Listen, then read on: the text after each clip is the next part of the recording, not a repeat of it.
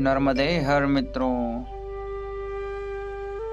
आप सभी को यह अवगत कराते हुए बहुत ही प्रसन्नता हो रही है कि इस वर्ष 2025 में हमने नर्मदा परिक्रमा का हमारा जो संकल्प कई वर्षों से था उसे संपूर्ण किया है। अतः उसी परिक्रमा के अंतर्गत हमने आप सभी के लिए कुछ परिक्रमा के अंतर्गत झलकियां अपने मोबाइल में कैप्चर की हुई है। अतः उन वीडियो के माध्यम से हम आपको नर्मदा परिक्रमा के बारे में कई जानकारियां बताएंगे।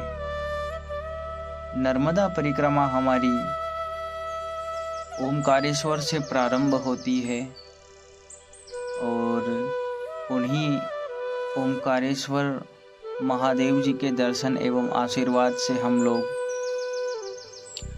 आगे की ओर बढ़ते जाते हैं। माँ नर्मदा की परिक्रमा हम अपने जीवन में तभी कर पाते हैं जब हमारे कई जन्मों के भाग्य उदय होते हैं। अर्थात इस जन्म में हमने जो संकल्प लिया वो तो मान्यता में रहता ही है, परंतु हमारे भाग्य कई जन्मों से केवल यही आशा लगाए रहते हैं कि हमें ये भगवत कार्य करना है। और भगवान की जब असीम कृपा होती है, माँ नर्मदा की कृपा होती है, तब जाकर हम लोग यह परिक्रमा संपूर्ण कर पाते हैं। परिक्रमा के अंतर्गत कई स्थानों से होते हुए जाते हैं। उसी में यह स्थान बकावा नाम से जाना जाता है और यहाँ पर शिवलिंग बनाते हैं। मतलब यहाँ से नर्मदा जी के शिवलिंग कई अनेक जगहों पर लोग लेने के लिए आते हैं। कहा जा सकता है कि यह शिवलिंग के लिए ही फेमस है बकावा गांव, और वहाँ के लोग भी बड़े ही सेवाभावी लोग हैं और परिक्रमा वासियों की खूब सेवा करते हैं। फिर वहीं से आगे हम चलते हैं, संत सियाराम बाबा जी के आश्रम पर पहुंच जाते हैं। और संत सियाराम बाबा जी को तो आप सब लोग भली भांति जानते ही हैं। संत सियाराम बाबा माँ नर्मदा जी के अनन्य भक्त एवं हनुमान जी के बड़े ही परम सेवक और दास हैं। तेली भटियान गांव में बाबा जी ने 12 साल तक यहीं नर्मदा जी के किनारे तप किया एवं मौन व्रत रहकर खड़े रहकर तप करते थे बाबा जी। ऐसे संतों के दर्शन करने से हमारे भाग्य भी खुल जाते हैं। फिर वहाँ से आगे हम चलते हैं और नर्मदा किनारे पर सेवा करने के लिए लोग बड़े ही उत्साहित होते हैं। ऐसे ही यह जो जगह है, यहाँ पर पुणे से एक डॉक्टर परिवार मैया नर्मदा के भक्तों की सेवा के लिए दिन रात मेहनत करते हैं। यह कठोरा नाम का गांव है और हर 15 दिन में यहाँ नए नए माँ नर्मदा के भक्त आते हैं और सेवा करते हैं। ऐसे ही आगे चलकर हम लोग नर्मदा जी के किनारे किनारे एकदम चलते हैं। बड़ा ही आनंद होता है जब माँ नर्मदा के किनारे हम परिक्रमावासी की भेष में रहकर जब चलते हैं। यह जगह महेश्वर की है। ठीक हम लोग महेश्वर के एकदम सामने बैठे हुए हैं। परिक्रमावासियों का जत्था जब आता हुआ दिखता है तब बड़ा ही आनंद होता है।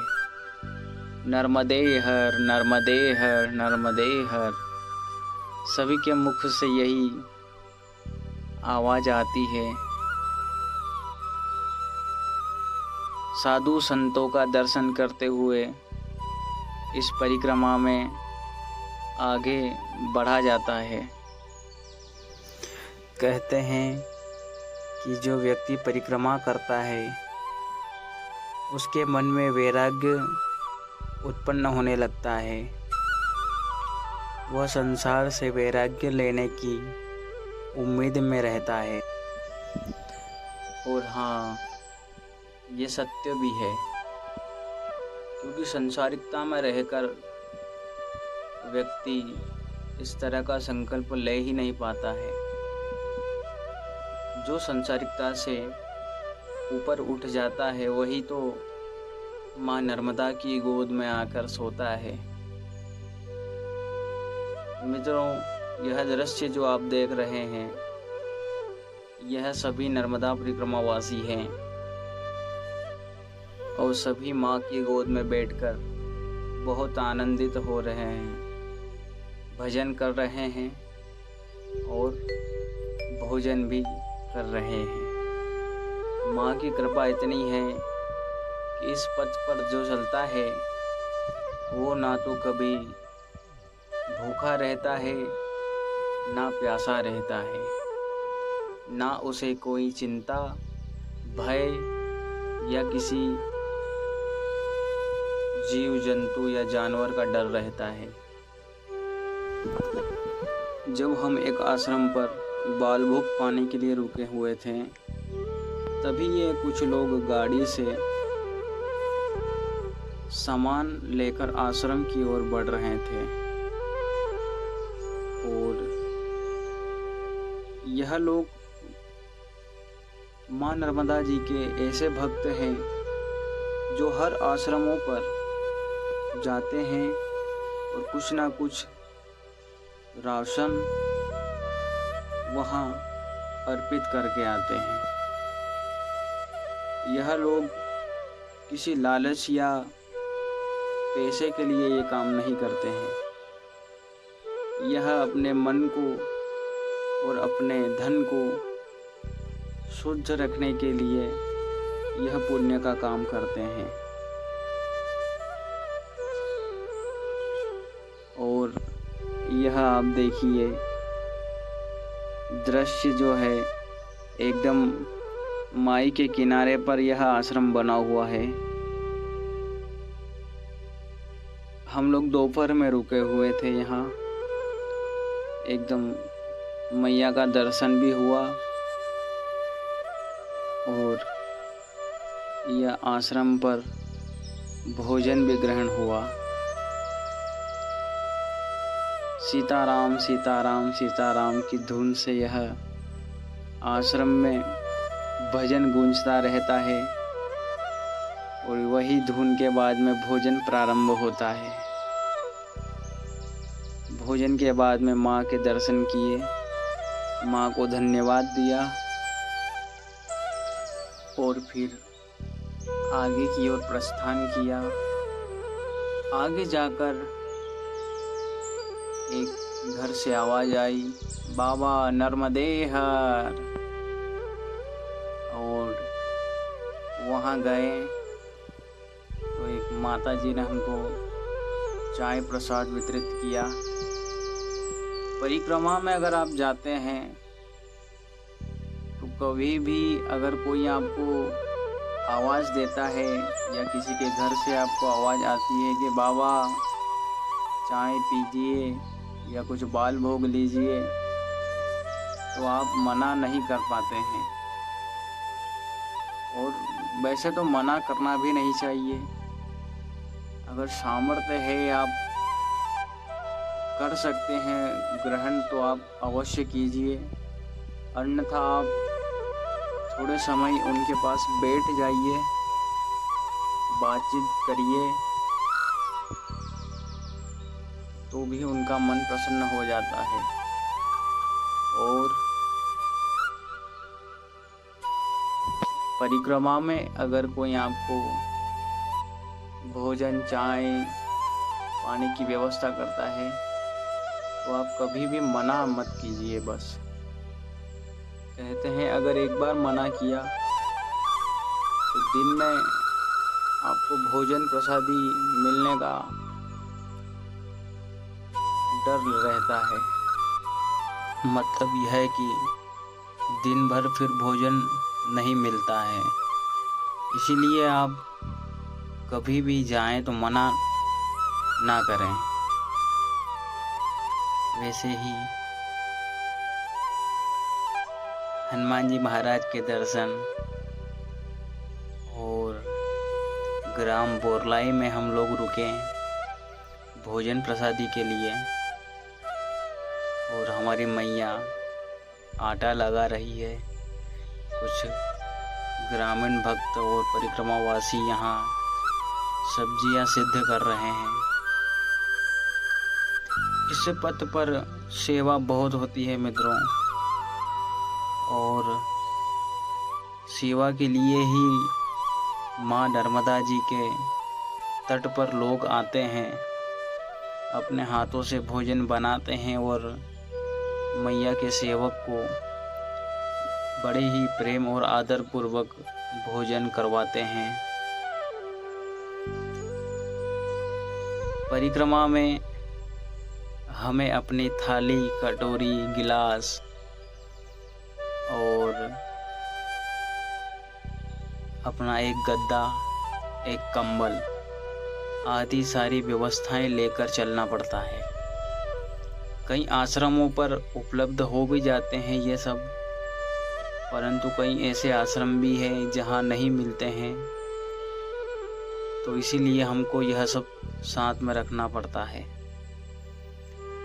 ऐसे ही थोड़ा और आगे हम लोग बढ़ते हैं, और ये हमारे मैया के सेवक यहाँ सभी परिक्रमा वासियों को पोहे का प्रसाद वितरित कर रहे हैं।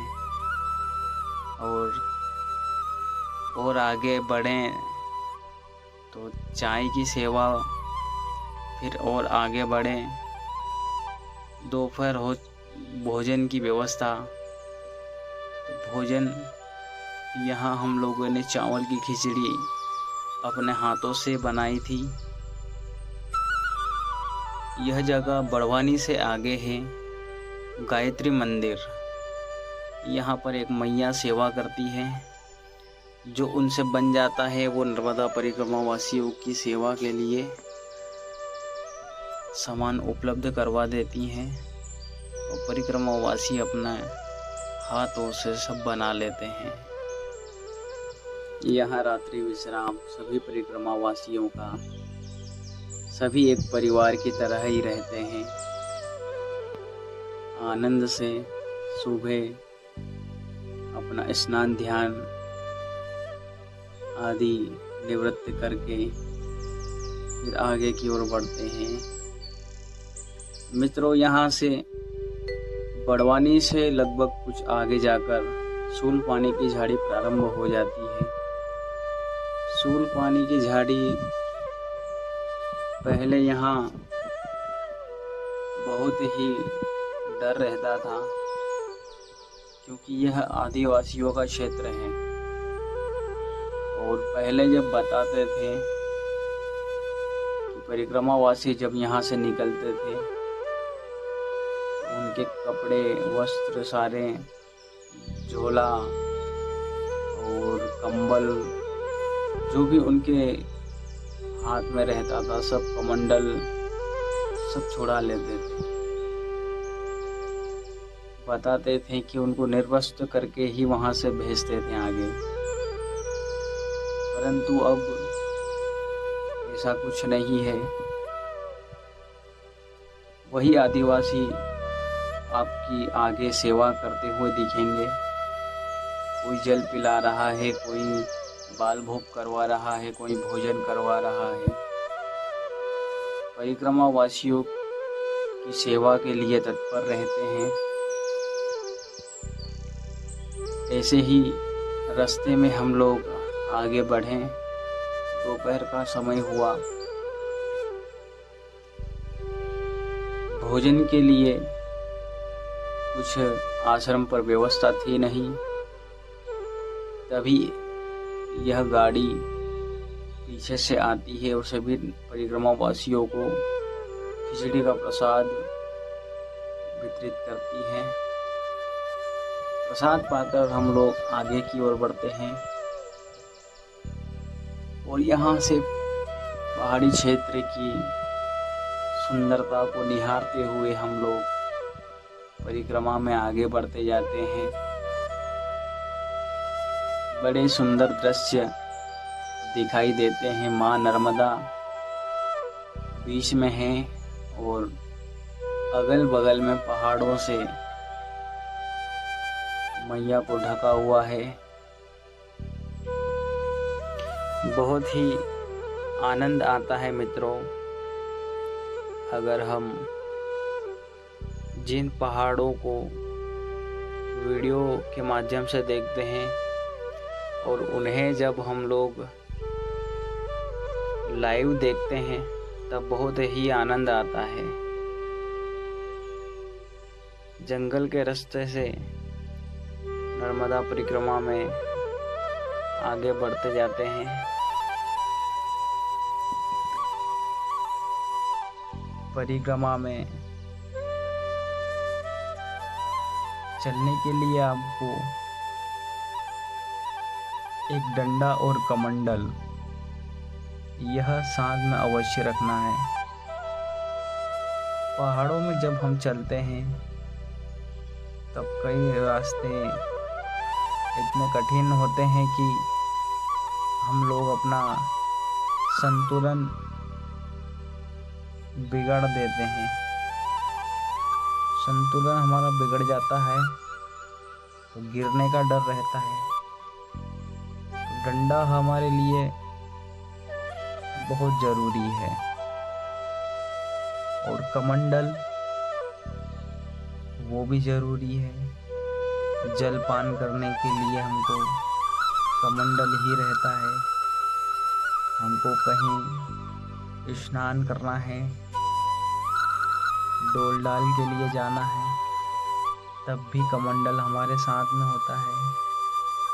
इसीलिए नर्मदा परिक्रमा में डंडा कमंडल होना जरूरी है। मित्रों, जब हम अधिक चल जाते हैं तब शरीर में बड़ी थकान सी लगने लगती है। अतः उसी थकान को जब दूर करने के लिए माई का दर्शन पास से होता है और जब माई का स्पर्श होता है तब वह थकान स्वतः ही हमारे शरीर से नष्ट हो जाती है। माँ का दर्शन और जल पान करके शरीर में एक अलग ही ऊर्जा उत्पन्न होने लगती है। दोस्तों, अभी हम लोग नाव के द्वारा लखनगिरी बाबा आश्रम के वहाँ जा रहे हैं। लखनगिरी बाबा आश्रम, वहाँ वीडियो बनाने के लिए स्पष्ट रूप से मना किया हुआ था, इसीलिए हम वीडियो भी नहीं बना पाए और मोबाइल डिस्चार्ज होने की वजह से आगे का रास्ता भी हम लोग मोबाइल में अपना वीडियो नहीं बना पाए थे। अतः ये दृश्य और भी आगे का है। जंगल के रास्ते जो है पहाड़ों के नदियों नालों से होते हुए ही चलते जाते हैं। रास्ते हैं लेकिन जंगल भी है और आनंद भी है।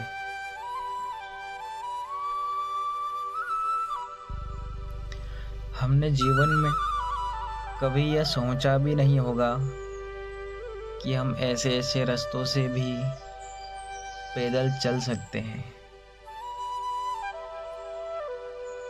अतः नर्मदा परिक्रमा के अंतर्गत हम लोग आगे बढ़ते हैं और बड़े ही रोमांचक रास्तों से पहाड़ों से होते हुए आगे जाते हैं। अभी आपने झाड़ियों पर एक कपड़ा बंधा हुआ देखा है। यह कपड़ा यहाँ परिक्रमावासी एक निशानी के रूप में लगाते हैं। शूलपानी झाड़ी में भटकने का भय रहता है। यहाँ अनेक छोटी छोटी पगडंडियां बनी हुई है, अतः उन्हीं में परिक्रमावासी भटक जाते हैं। इसलिए ऐसे निशान और कुछ कपड़े या रास्ता दिखाने के लिए बोर्ड वगैरह भी लगाए हुए हैं। सफ़ेद पत्थर पर सफ़ेद कलर करके वो भी रखे जाते हैं ताकि परिक्रमावासी भटके नहीं और अपने आनंद से भजन करते हुए अपनी परिक्रमा में आगे की ओर बढ़ते रहें।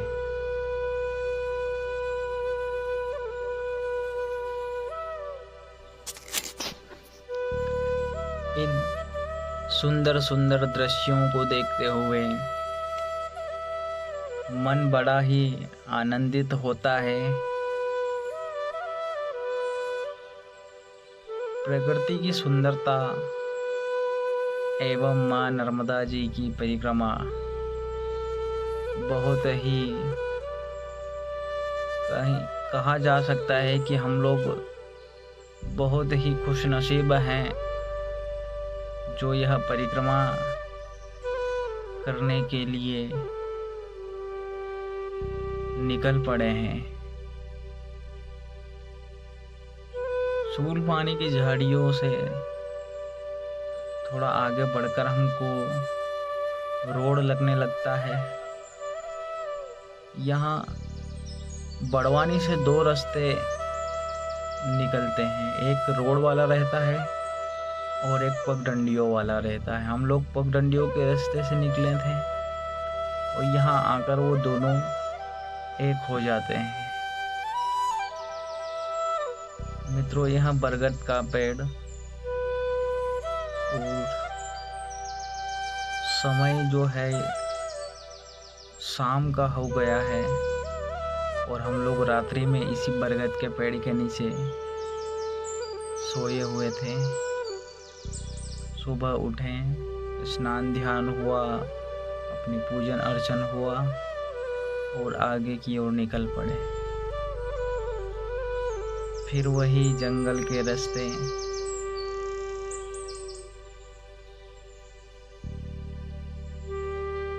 जंगल का रास्ता आनंदित बहुत रहता है। माँ नर्मदा जी के दर्शन हुए और यह दर्शन बड़े ही दूर से हम लोगों को हो रहे हैं। यहाँ से मैया बहुत दूर है। कहीं ऐसी जगहें हैं जहाँ हमको मैया का दर्शन नहीं होता है। पूरी परिक्रमा में भी बांध बनने की वजह से सारे जो रास्ते हैं वो भटकाव वाले हो चुके हैं।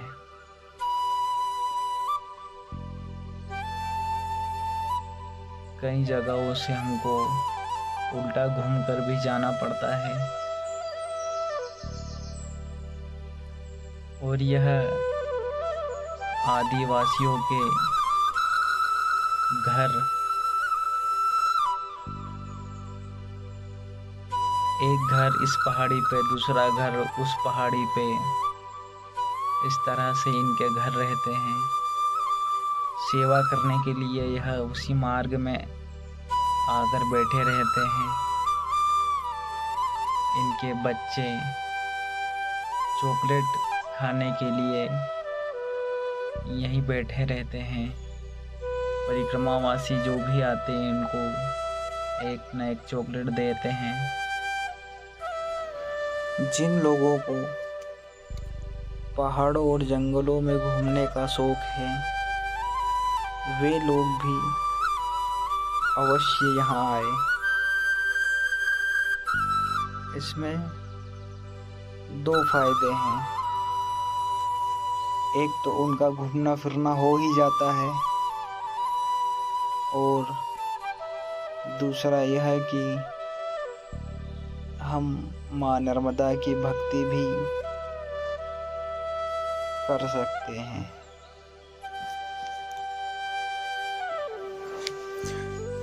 अभी हम एक ऐसे रास्ते से निकले हैं जो बड़ा ही विचित्र है। रास्ता तो क्या, यह एक झरने जैसा पहाड़ी नाला ही है एक तरह से, और उसी के बीच से हम लोग निकले हुए हैं। पानी में चलना और हमारे आगे ये वही आदिवासी लोग हैं। परिक्रमावासी इनसे सामान लेते हैं तो इनके भी पैसों की व्यवस्था भी हो जाती है और एक तरह से सेवा भी हो जाती है, क्योंकि